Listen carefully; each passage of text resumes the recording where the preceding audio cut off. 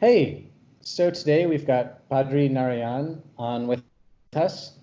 He is a professor at the University of Washington, a consultant at McKinsey & Company, runs his own consulting practice.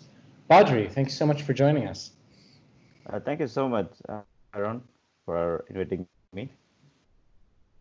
Yeah, so let's get right into it. With COVID-19, what is like the big picture economic impact of this going to be? So, usually when we have any kind of financial crisis or epidemics, we usually have either a supply side impact, like disruption of supply chains,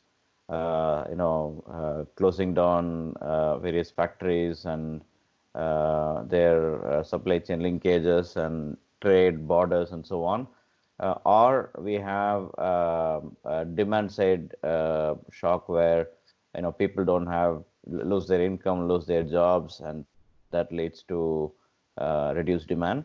Whereas COVID situation has been a kind of a vicious circle in which you have you probably in the very beginning it started as a supply disruption when it started in China. China is a major supplier to the world, so whatever happened there in Wuhan and other places, that resulted in closing down of factories that supplied raw materials and inputs to production in various countries, and that is how it started in the beginning.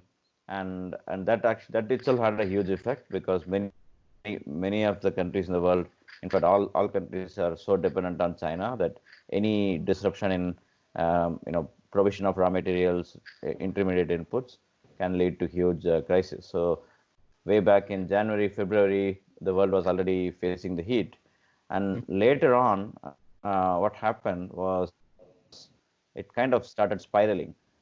First thing that happened was it propagated to other countries. So pretty much every country in the world has it now, and that meant that those countries, all the countries in the world, have had to have some kind of shutdown, some kind of lockdown of industries, the economy, and that way the whole supply chain is disrupted globally.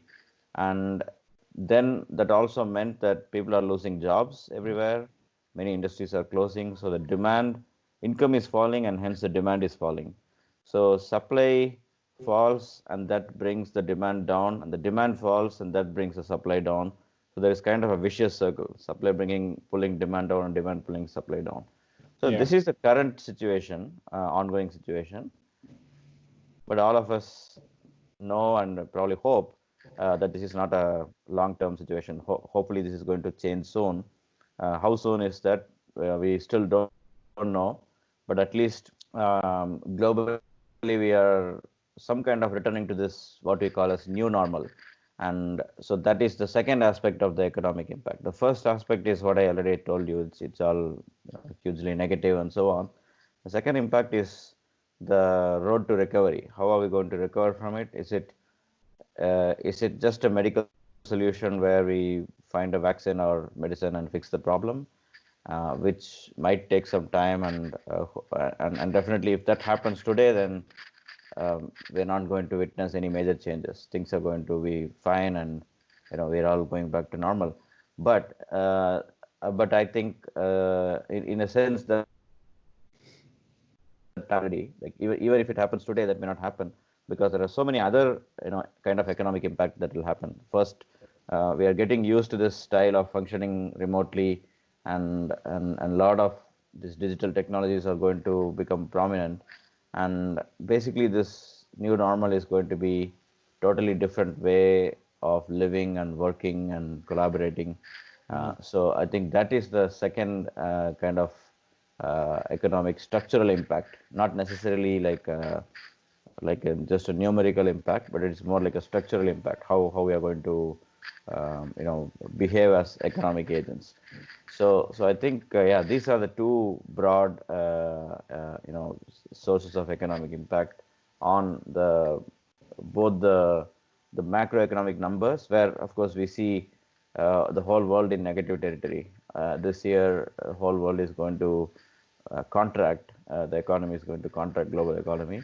And next year, there are different views. There could be some recovery, like we are talking about, like U-shaped recovery, where we are going to stay low for some time and then pick up, or V-shaped recovery, where there can be a sudden recovery, and maybe in some cases it could even be like an L shape, where there is no recovery. It's just going to stay low. So there is no concrete answer to these questions, but I feel that it's going to be a mix of all these things. In some sectors are going to be U, some sectors are going to be V, and some sectors are going to be like something like L. So I think, yeah, that's the purely economic impact, and the structural, maybe more social and business impact is the response to COVID. So I'll take a pause here. Yeah. So the reopening, then, I guess, what is that? Different industries are obviously going to have different versions of the reopening, different ideas of what that looks like. What do you think that looks like? And obviously, you're not a doctor, but do you think that's going to be happening in June, July, or are we going to go through December? Like, what's the time frame for reopening, do you think? So yeah, from medical health perspective, there is almost a consensus, or a lot of doctors and scientists say that vaccine is going to take many more months, if not maybe a year. Maybe that's anywhere between 6 months to a year. So that is when probably people are going to be completely confident to come out. But I think partial reopening is already happening all over the world, in different parts of the world. The partial reopening is like, many shops are pretty much open, many factories manufacturing essentials, maybe even some non-essentials, they're also open. And like in the state of Washington where we live, recreation parks and so on, they have been open, with some restrictions, of course. So yeah, I think, but the international air travel is still restricted across the world. So that might take some time. So like you said, there are going to be different new normals for different sectors. And I think for air travel, the new normal is going to be low traffic for probably times to come. It may not even just be restricted to the reopening. It may be even more than that, even because, for example, companies like Lufthansa have, and many other aviation companies, they have already reduced their fleet permanently, not temporarily, but permanently they have reduced. And so that's kind of happening. So yeah, aviation is going to. Sorry, just one question. So for that permanent reduction, is that, do you think that was a decision that was made now, or that's a decision that, well, they were looking at downsizing their fleet, and that COVID happened to occur at about that time?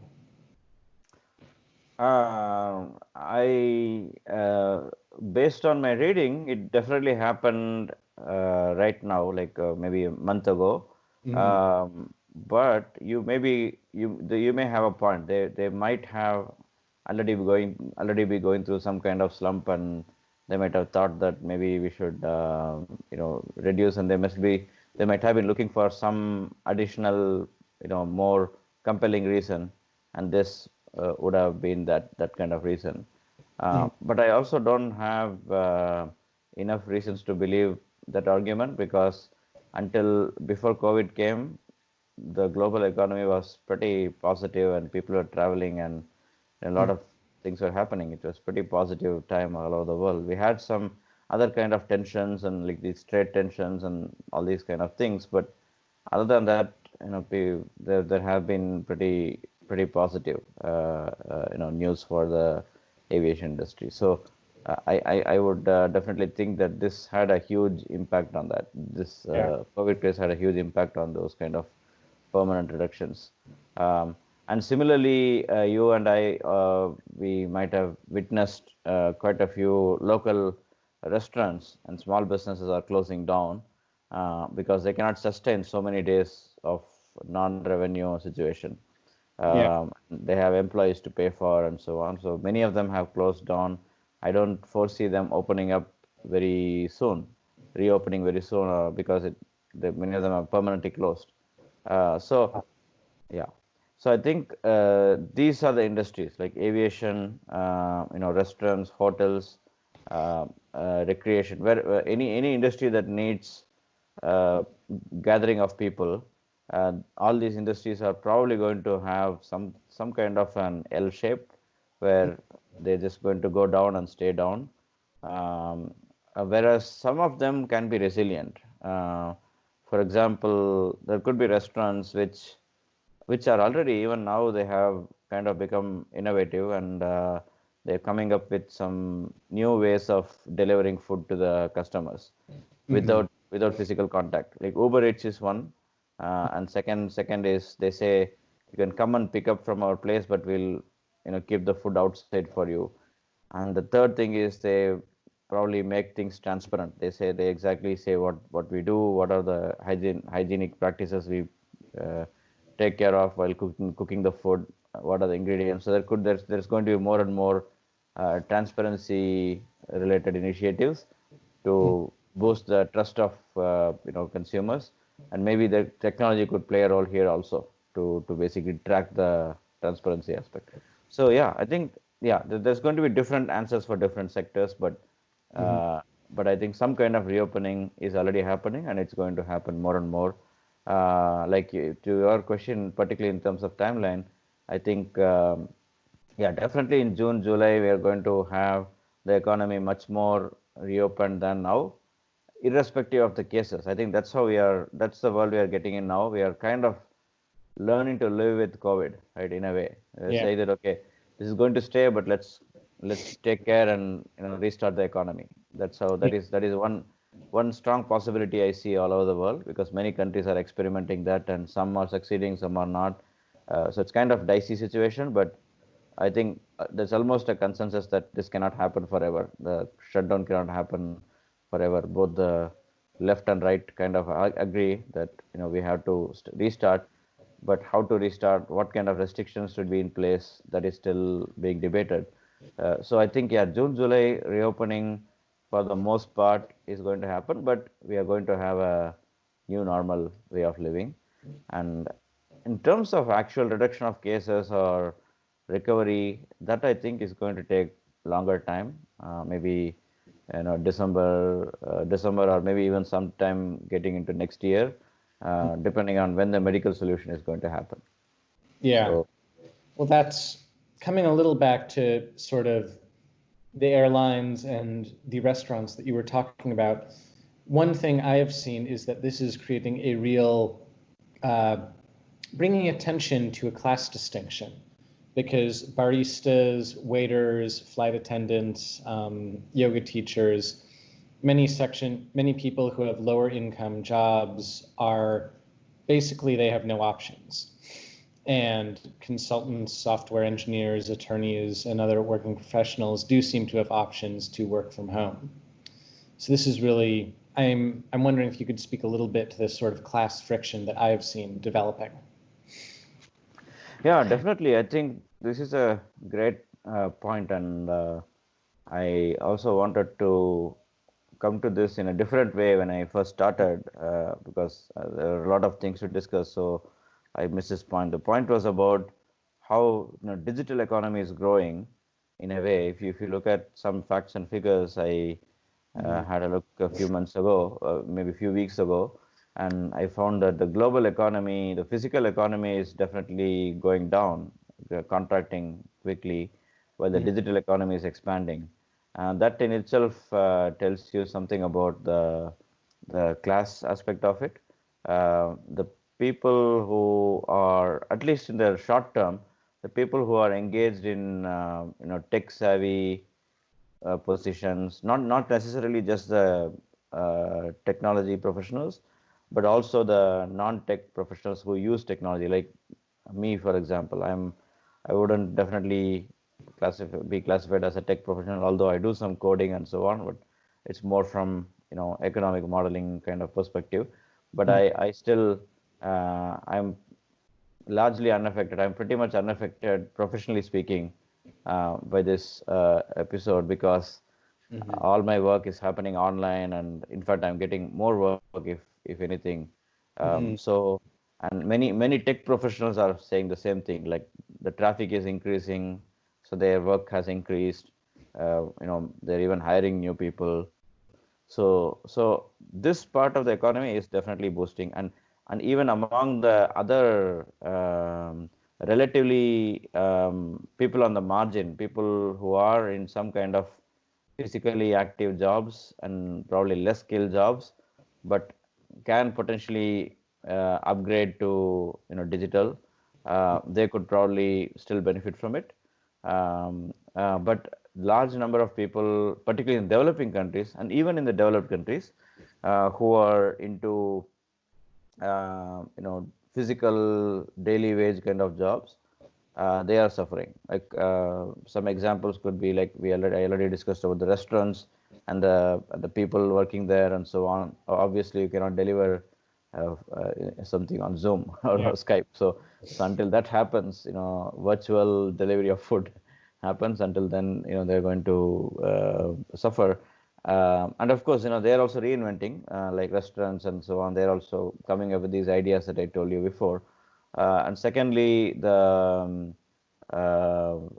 like other like I can say, for example, the housekeepers that we have at our home, they come every fortnight. They come and clean our house, and we haven't had them come for the past 2 months. So pretty much they've lost all this income these 2 months. Of course, some of us are compensating them out of just our love for them, and we just want them to be happy. But it's not not many people may do that, and it's not also not sustainable for them. So even they wouldn't like getting paid free, so they need the work to start. So I think those kind of people are really suffering. So like you said, it's definitely a class problem, because people who are highly skilled and who are probably in white collar kind of jobs, they're going to be probably happier and doing well, and the blue collar people are suffering. So there is kind of a divide, inequality increasing, and so on. And this is actually also bringing me to the other point of digital transformation. So in the era of digital transformation, when technology is going to be more prominent and physical labor is going to be less prominent, and physical labor and physical presence of labor is going to be less prominent. So you are going to face this problem, and this was already we knew that this was coming, but we didn't know that this is coming so quickly as it is coming now.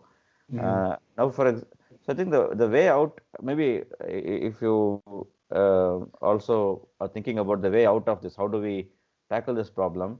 I think there are two different ways to tackle it. One is, and I think both of them have to be implemented simultaneously.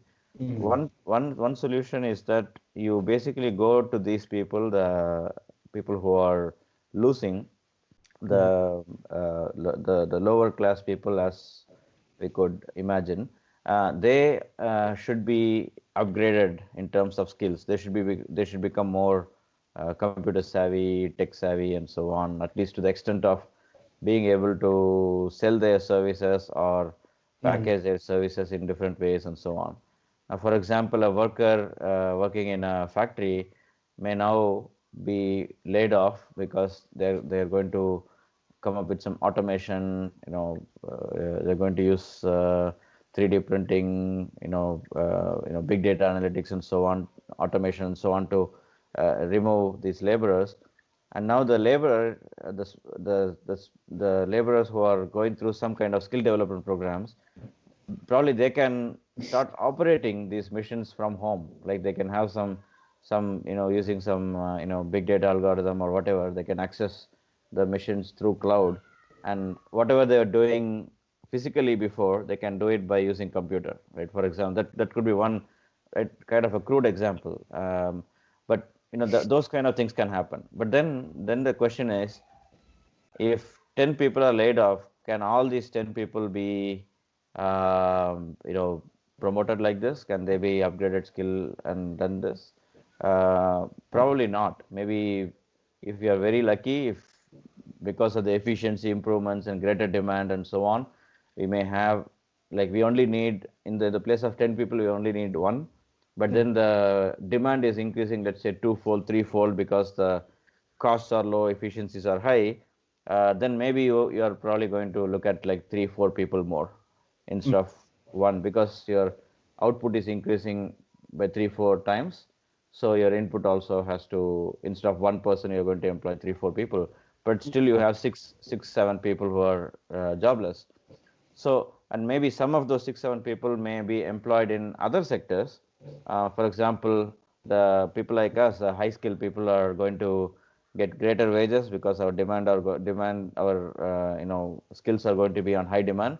So we are going to have a lot of money to spend. So we are going to look at, our taste is going to be very customized. So we probably are going to say, oh, I used to go to this particular restaurant and ate this particular stuff, but I don't like it anymore. I want, this particular very specific requirement I have, and if there is a restaurant that provides me, I'll go there. And that kind of customization happens with prosperity. If you become more prosperous, you go with customized taste, and then that actually means these kind of laborers can get some jobs there.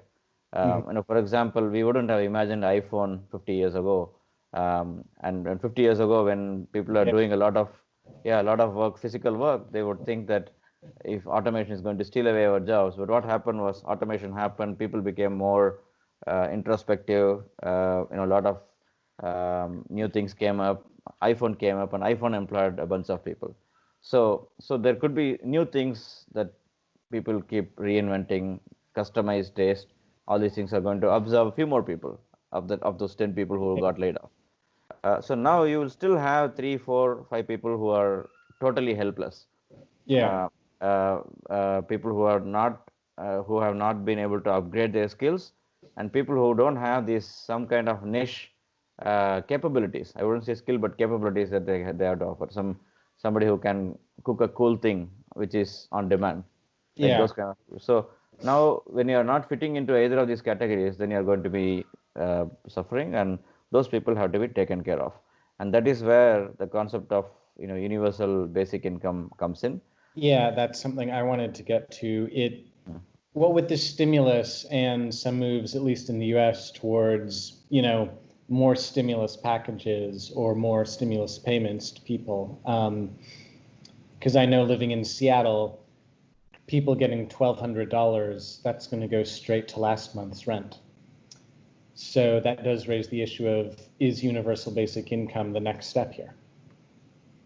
Yeah, I think the answer to that question is twofold. I think one thing is the short term. Now, what is a short term solution, and how are we going to manage this right now? And another thing is a long term thing. In the short term, I think the government has to do whatever is needed to help these people stay afloat. So they have to, like you said, whatever money they are providing would not even be enough for their rent and so on, and maybe that can lead to them moving to cheaper places. Maybe, for example, maybe Seattle kind of places may end up becoming a hub of, even now it is pretty much, there is inequality, but it's largely filled with tech people and relatively high skilled and high income people.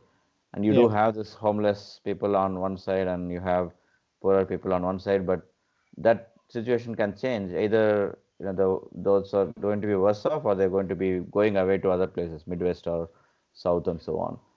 So that is one thing. Second thing is, that is a short term thing. They have to come up with some ways to keep them afloat, and maybe I'll elaborate on it a little later.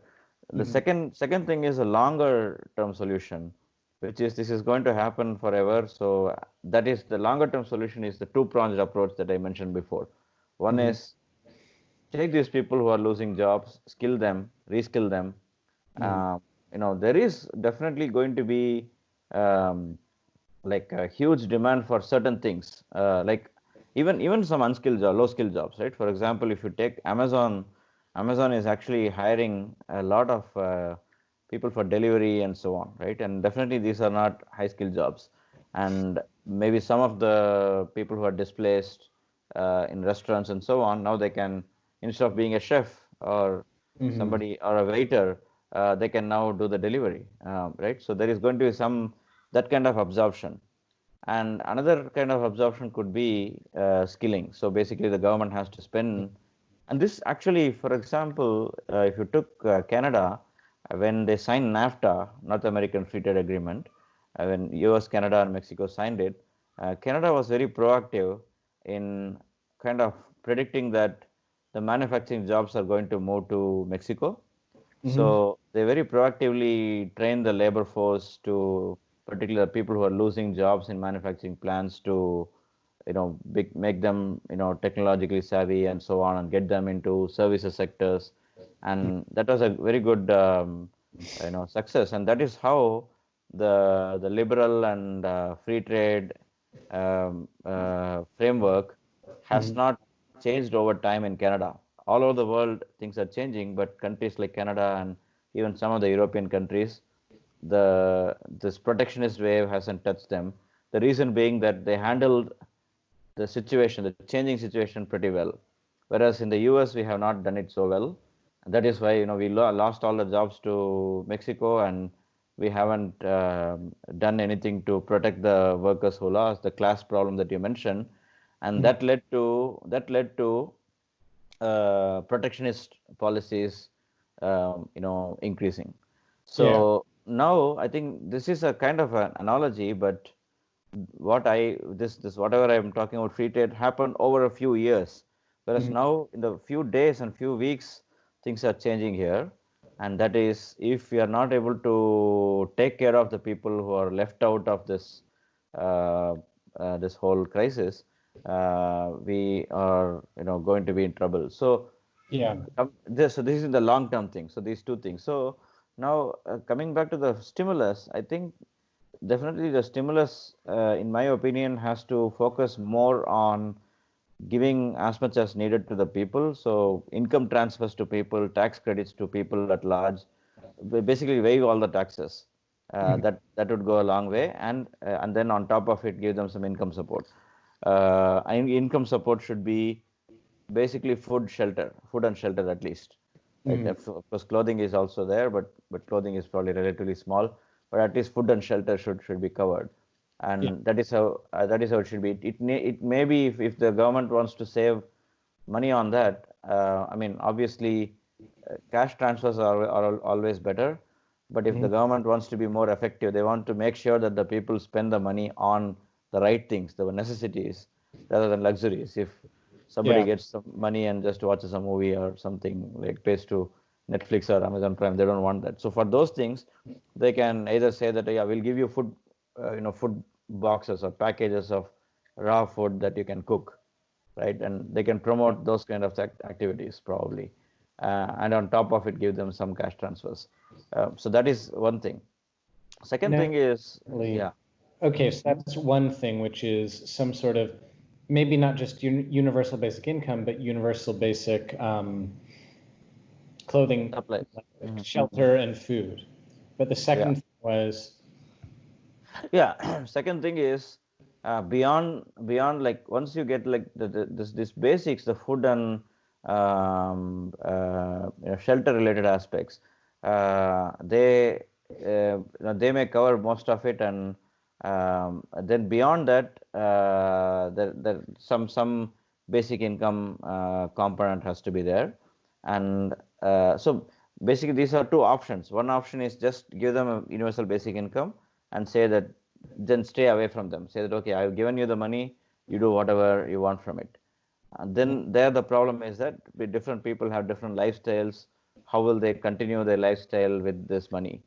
Second yeah, thing is, so that's why I'm saying the second option, which is the government decides a lifestyle. This is what you have to eat. This is what you have to, this is where you have to live in, and you provide the shelter. You probably even build some shelter places, and that actually government spends some infrastructure on that.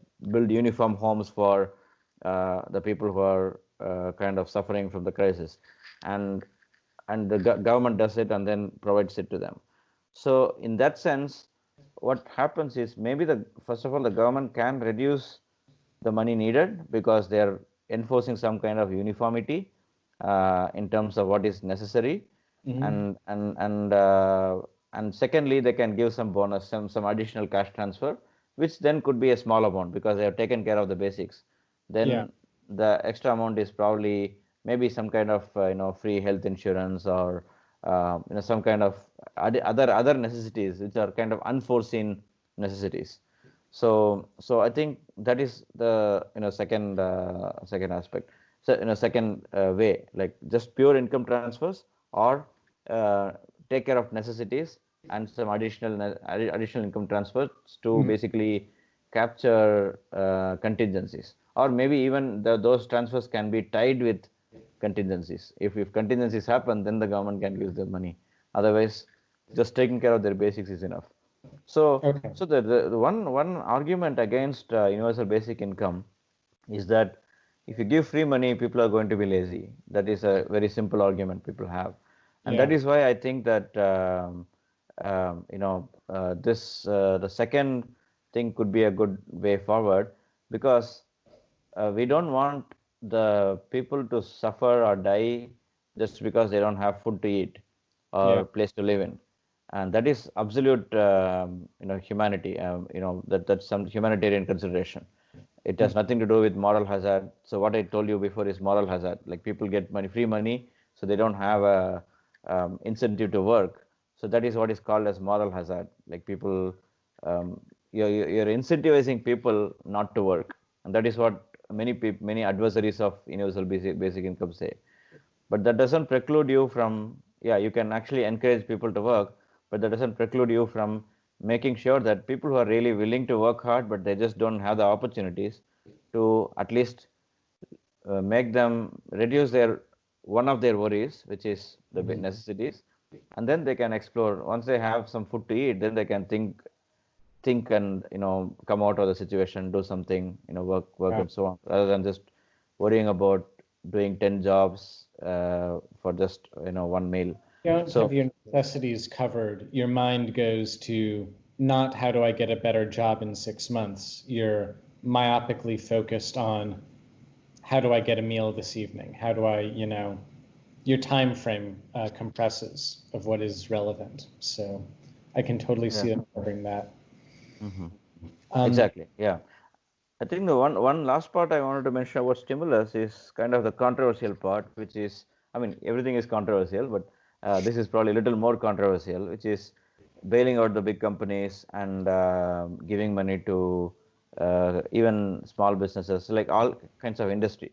Like when you think about stimulus, yeah, you are giving it to the people at large, and then you are giving it to industries. So yeah, there are these two parts always, and historically, it has always been the industries that get most of it.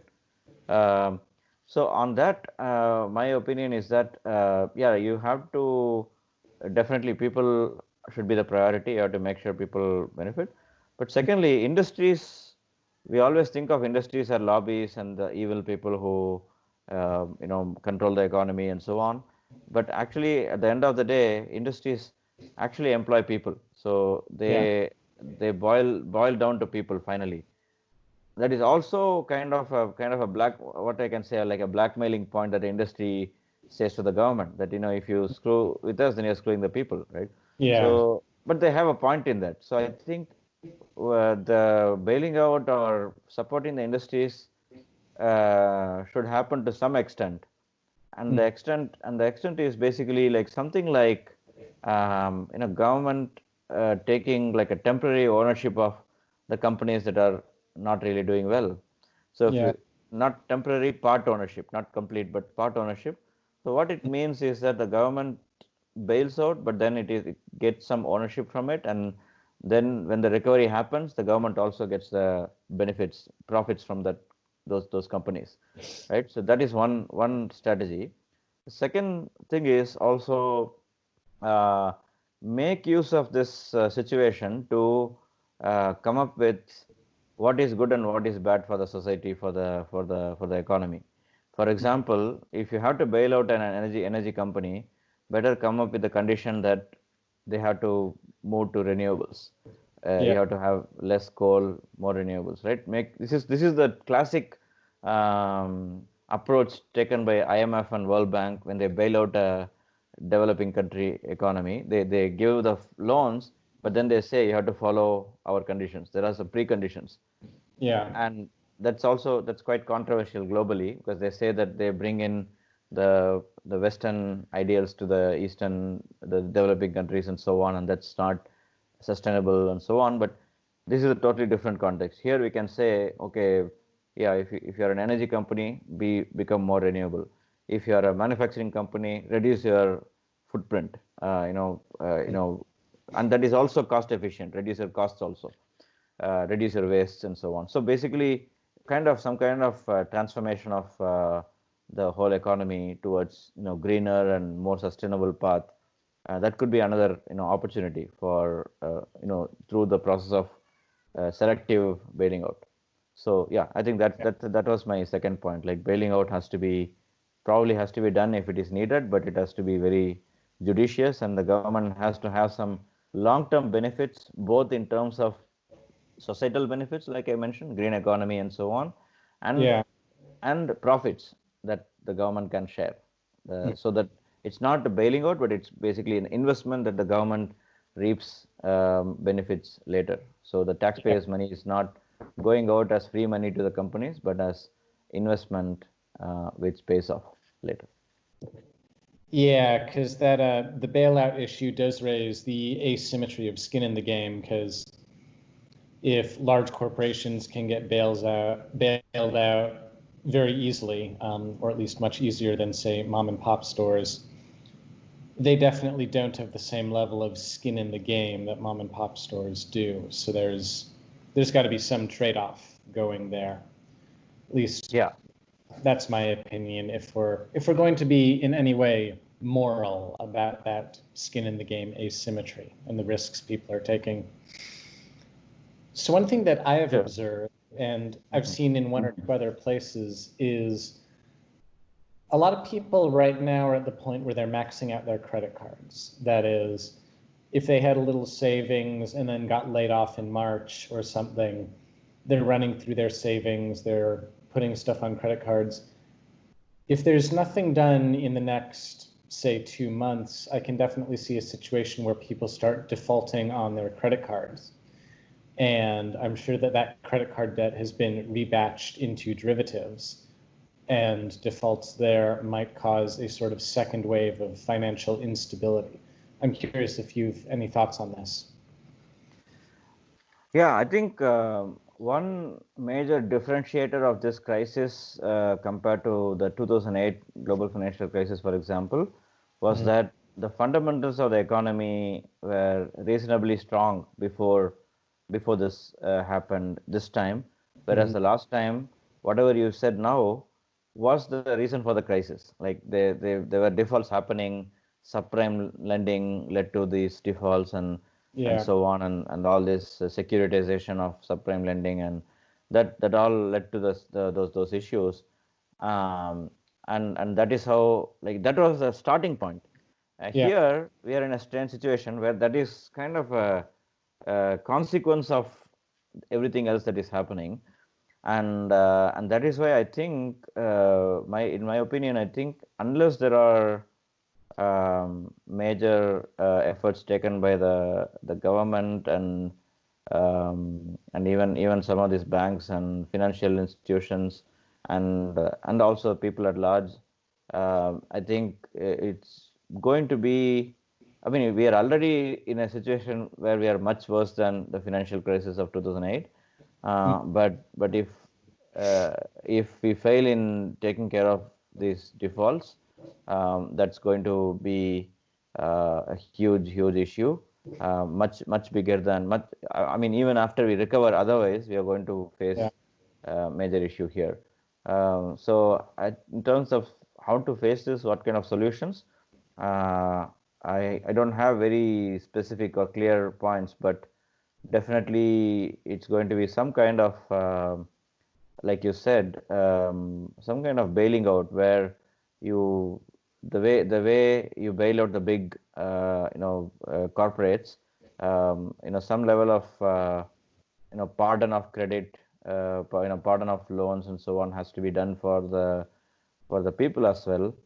And on this, again, there is again the same question of moral hazard. This moral hazard question keeps coming up everywhere, both for the companies and for the people, because there's still people who are very so conscious of their duties that even when their income is half, they still pay all the debt they have, right? So there are people like that.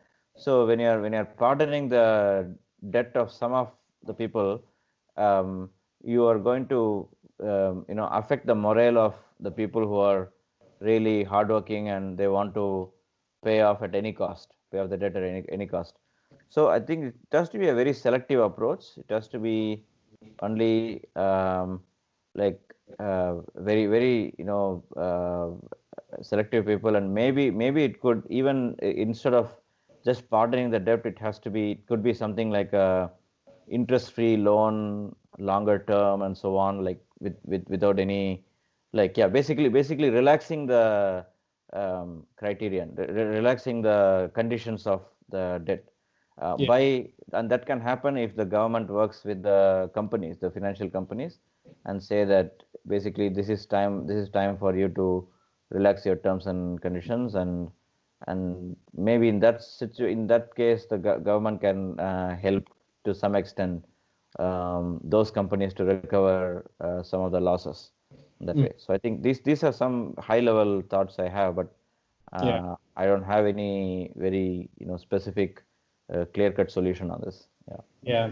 No, I don't think anyone does, but it has occurred to me that to drop the federal interest rate and on loans to large banks to almost nothing or nothing at this point, while people are still paying 23% interest on their credit cards, is immoral comes to mind. Stronger words come to mind, but immoral is at the top of my mind, certainly.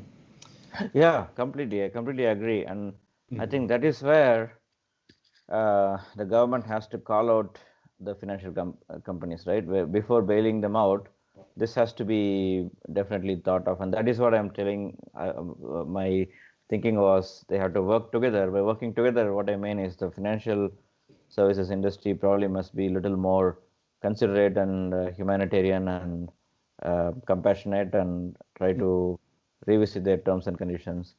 And yeah, definitely. And yeah, I think I also don't think that the government has to compensate all the losses that they may have, because just like you said, they are making huge profits. So basically it's not losses, but just cutting some of their unreasonable profits. So I think it's definitely doable if it's just a change of mindset, change of priorities of different companies and so on. So I think, but I don't know whether we have a strong regulatory system that can lead to such things.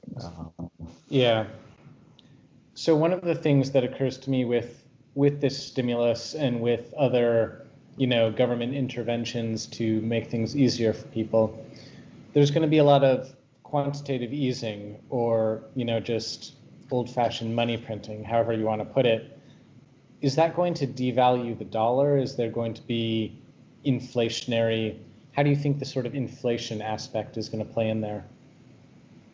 Yeah, actually, the inflation is definitely, it always happens when you print money. Inflation always happens.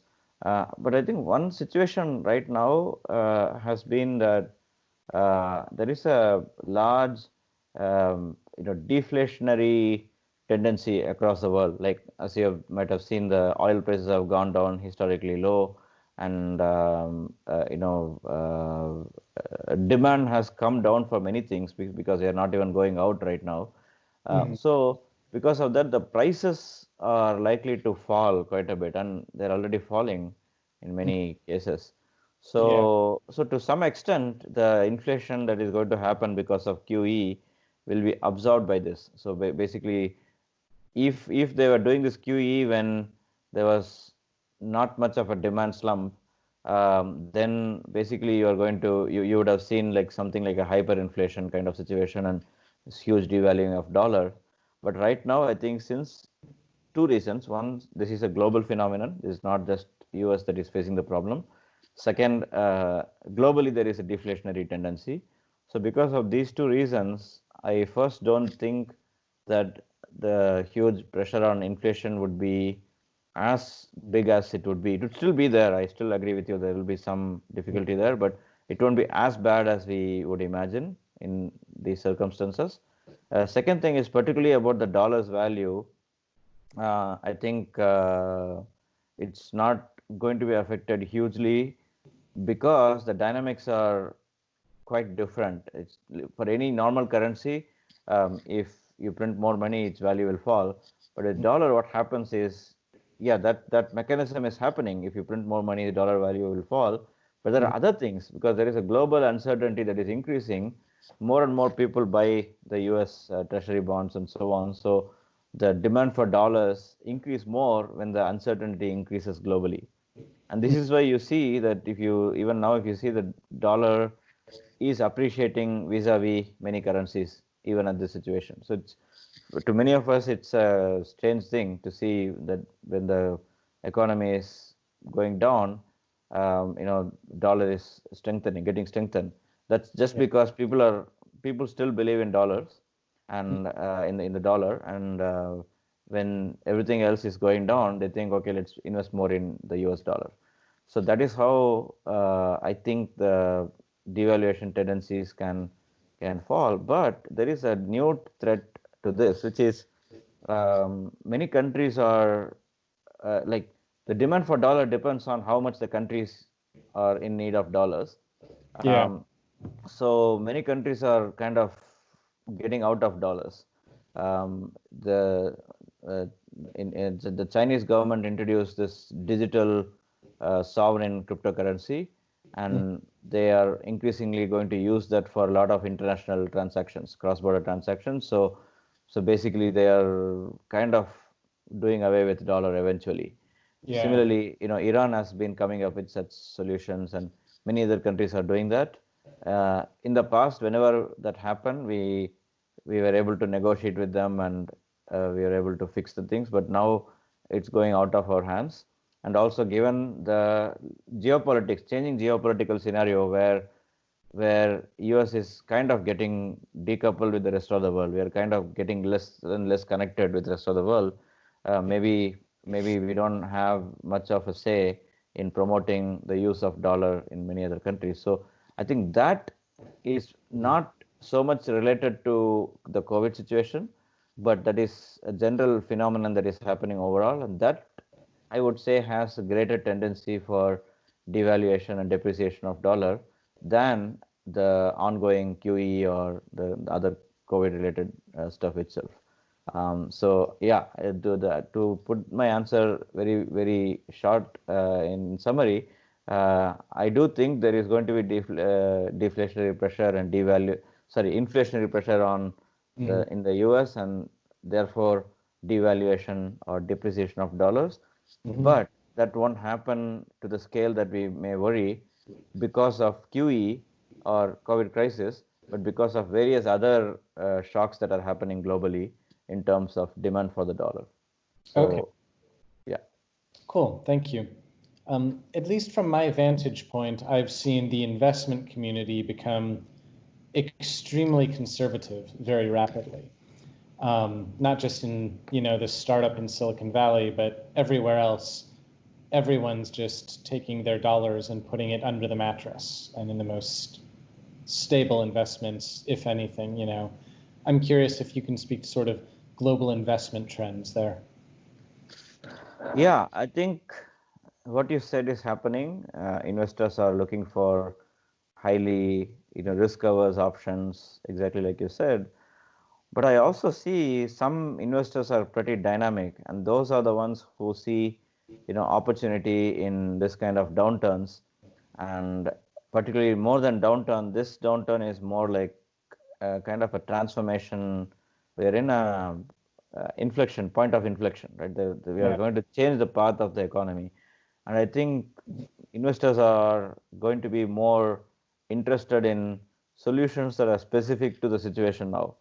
If you just go to them with a generic solution that, okay, I'm just, I'm solving a cool problem, I have a cool solution for a cool problem and so on, they're not going to be interested. But if you go and say that, okay, I have an idea for how restaurants can survive without having to close. I have a technology that I've developed for whatever, safe delivery or whatever, or maybe. So those kind of very innovative ideas to which can directly support the falling businesses now, and also develop a business model in the long term. Because right now they may do it more out of solving the crisis now and maybe sort of pro bono or less, low investment and so on. But eventually this can lead to a new business model which can then be profitable. So I think the investors may be interested in all these new digital technologies and solutions that can solve the pressing problems that we're facing today, which can persist in the long term. Particularly take these specific problems that are really severe right now and solve them. I think there's going to be a lot of appetite for that in the investor community. But I do think that things like sustainable development, green economy, for which the investors were quite interested before, they may take a big hit, which is a bad news for all of us. Because in this situation, people may think of that as a luxury. They may think, okay, climate change is an important thing, but right now we are thinking about, life and death. So I mean, with climate change, we are talking about what is in store for us in the next 10, 20 years, how are our children going to live and so on. But this is about our own life and death and our own survival. So let's park it for the later. Let's think about climate change for later. I think that tendency may come up both in terms of investors and in terms of the governments.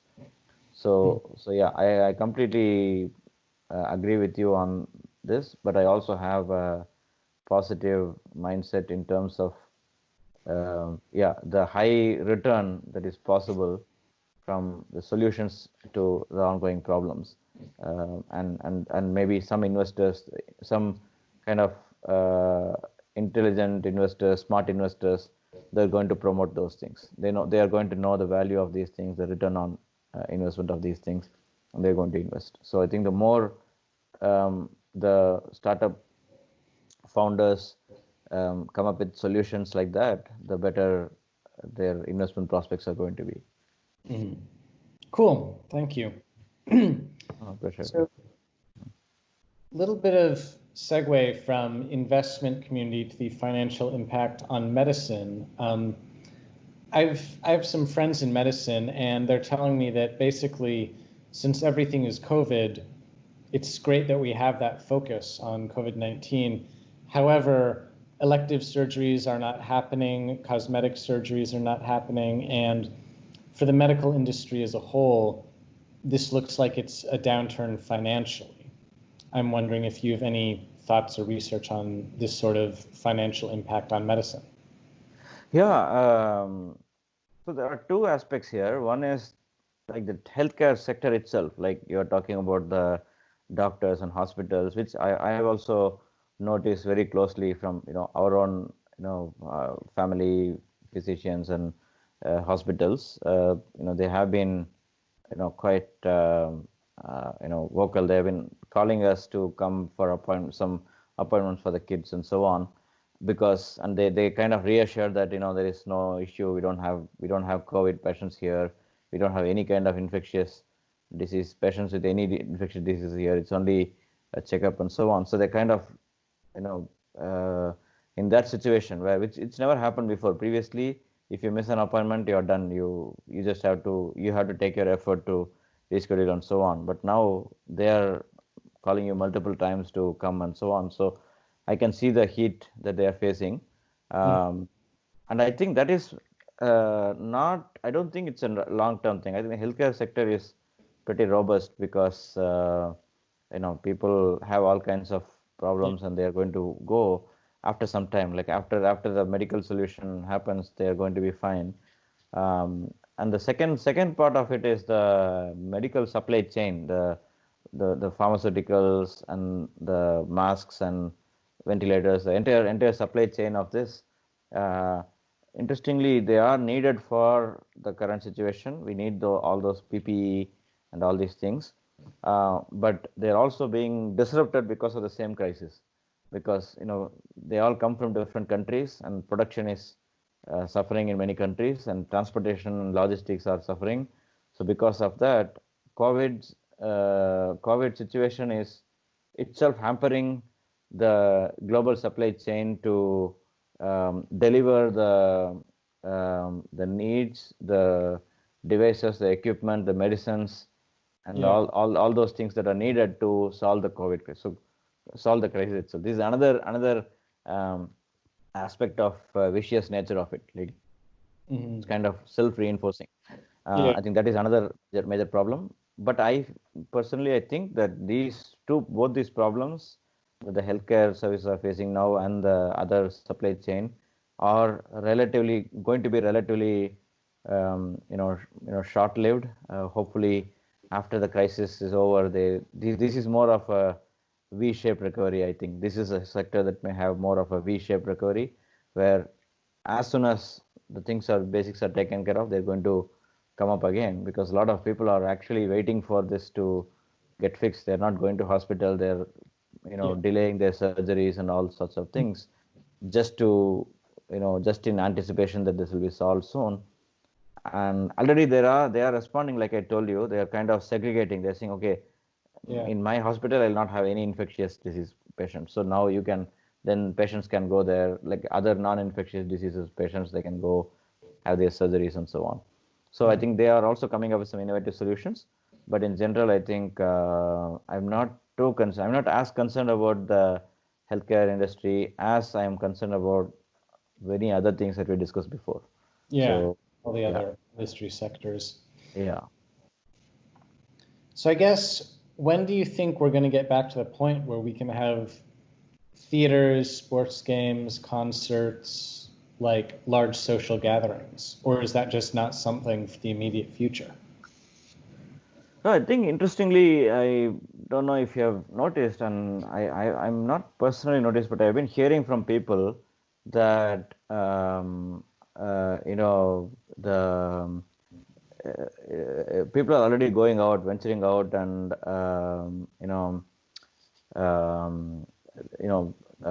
they're looking for entertainment, going together, and so on. Even now, particularly in our in King County, because since we have kind of flattened the curve, people are kind of getting overconfident and going and doing things. So I think the human tendency of people to do this entertainment and so on will make sure that some of it may recover probably in near future. Maybe they are going to have some distancing in the theaters, and maybe mandatory masks. Now, some of these things can help the situation probably, but I do think that a large number of people are going to also shift their preferences. Maybe you are still going to watch movies, but you're going to watch movies on Netflix and Prime Video sitting at home. And you're still going to eat outside food, but restaurant food, but then you're going to order it. You're going to get it delivered online to your home. So the for example, the entertainment industry, probably the more they collaborate with the digital players, the more they're going to survive. Similarly, the more the restaurants and other parts of recreation services are going to become online, they're also going to survive. So this is a huge ecosystem. It's not only the things that comes into our mind. I can tell you one example of a non-profit where I am on the board of. It's an industry association, and they were almost thinking of on the brink of closing. They thought, because they have to have events, and they have some nominal charges for the events. There'll be like 100 people coming to the events, and that would help them recover some of their costs. And now that's not happening. So now what is happening is these kind of organizations are gradually, right now they're hosting we are witnessing an explosion of webinars which are all free, and eventually some of them may also be paid. So, or there may be suggested donations and so on. So there can be new business models there for nonprofits.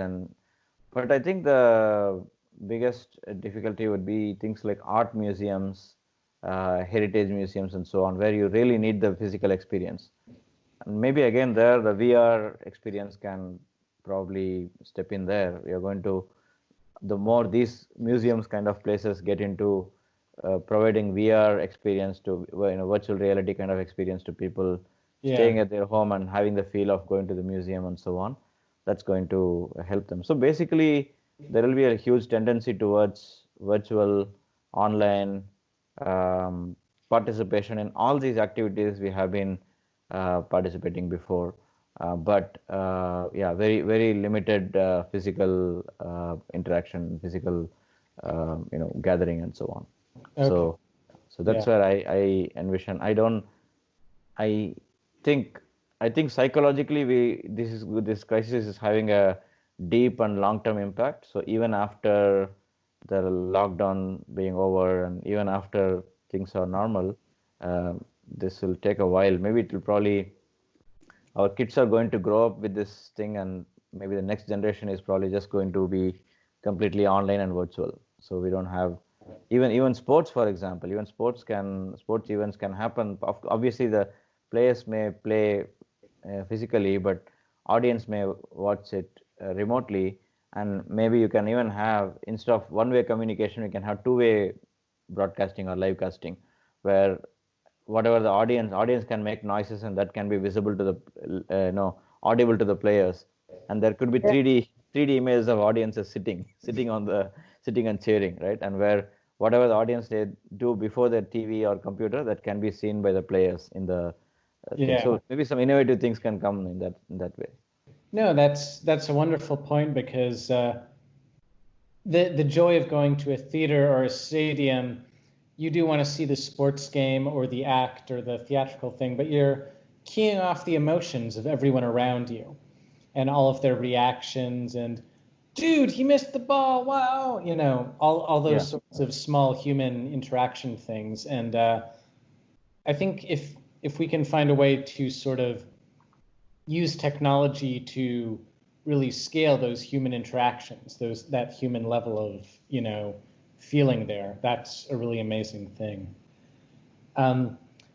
You were talking a little bit about how, children, and how basically this is going to impact not just us now, but society coming.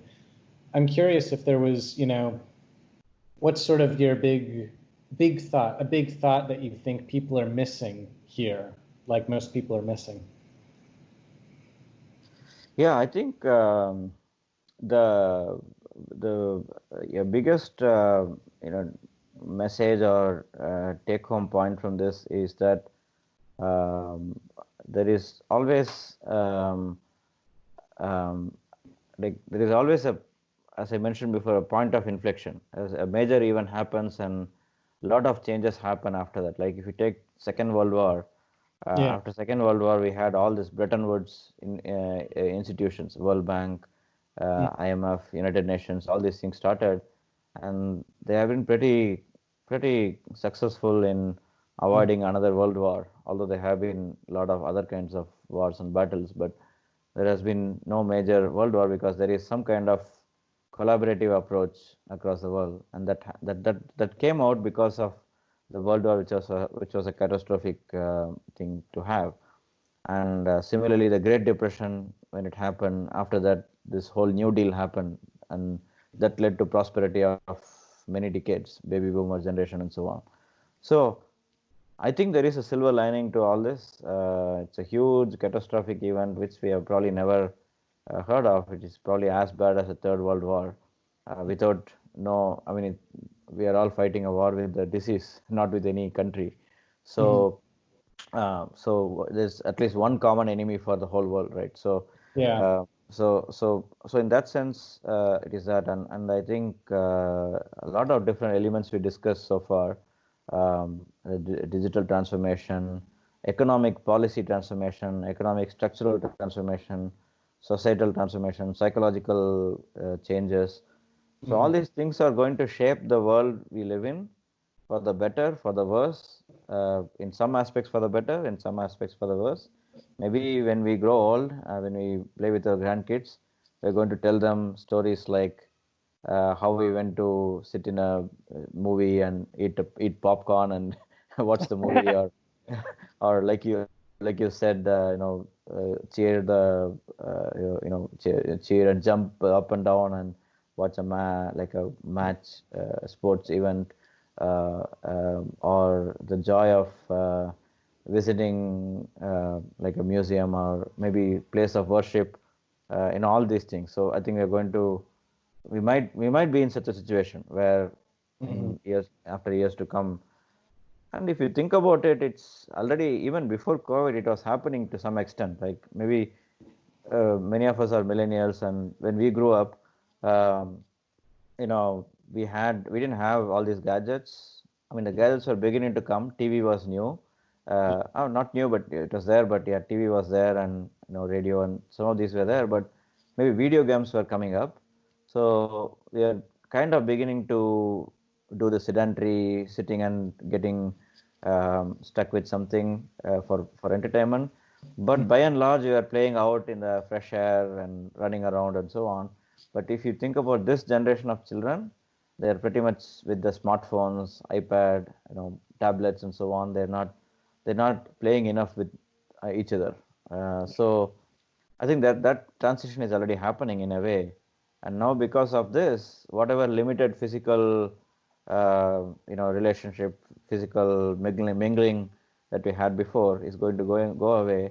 And even the kids are now, chatting, Zoom calls, Skypes. Even my daughter has, catching up calls on Zoom and so on, and they see each other and play with each other online. But I don't know. There are implications of these on health and prolonged exposure to any kind of electronic device is not so good, and you're also losing that human part of it. One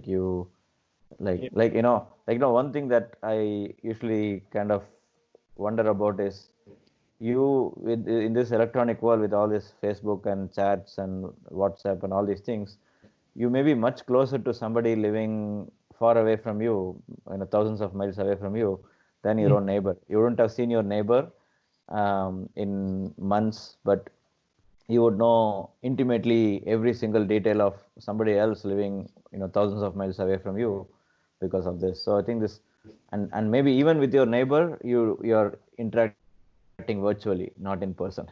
So these kind of conundrums, in interesting things are already happening. And I unfortunately, technology, like with this transformation and current situation, these things can get exacerbated. So people are going to be doing more and more of that. So yeah, I think I see both positives and negatives. Yeah, like all changes, there are positives and negatives, right? The positives are that, like, you're going to commute less, you're going to, ease of doing business is going to improve. So you can you don't need to look for a virtual, you don't have to look for a physical workspace. You can just start a company staying at your home, which again was happening even before last few years. And it's going to become a norm now. Like even big companies can have all employees working from home, right? So all these things are, positive. But yeah, I think that's what I think we are missing. We are going to have a major transformation that we probably are not visualizing enough. We probably have to think deeper and see if this is what we want. Maybe probably it's a individual choice, and also it's a bottom up thing. Like it also can be shaped by individuals creating a movement and going upwards, and the whole recovery and the way the recovery happens, the way this transformation happens, can also be started by people like us, and we can take it upwards, rather than saying that okay, a big company comes and trickles down like a top down approach. It can be more of a bottom up thing, and I think maybe that's one thing we are kind of missing in this whole thing. So yeah. Yeah, well, I'm hoping the bottom up thing happens and that more people get engaged. I personally am feeling the pain of not having a lot of in-person social interactions, but it's just interesting to see how society is going to deal with that. And I am not the most outgoing person. I'm fairly introverted. So if I'm having some issues with that, then I'm sure more extroverted people are really feeling the pain. Yeah. But Badri, thank you so much for coming on and talking about the economic impact and sharing your thoughts. I really appreciate it.